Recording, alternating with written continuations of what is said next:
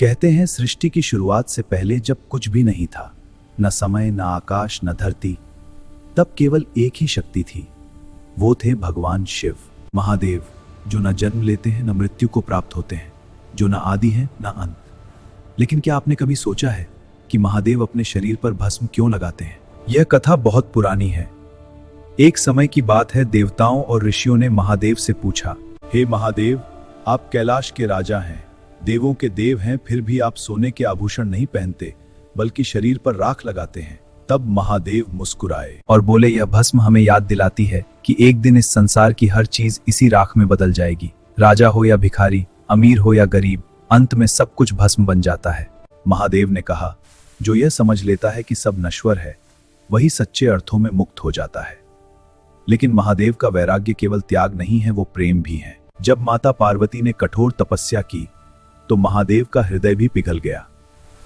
हजारों साल की तपस्या के बाद महादेव ने पार्वती को दर्शन दिया और फिर हुआ वो दिव्य मिलन जिसे संसार अर्धनारीश्वर के रूप में जानता है।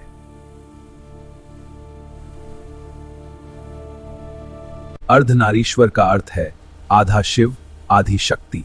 इस रूप में महादेव हमें सिखाते हैं कि शिव बिना शक्ति के अधूरे हैं और शक्ति बिना शिव के। जीवन में संतुलन होना जरूरी है, भोग भी और योग भी।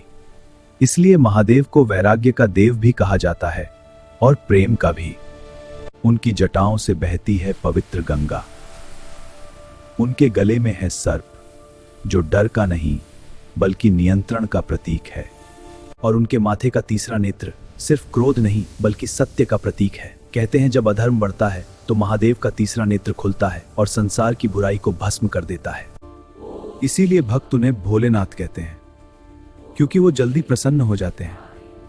ओम नमः शिवाय। एक सच्चे ओम नमः शिवाय से महादेव अपने भक्तों की रक्षा करते हैं।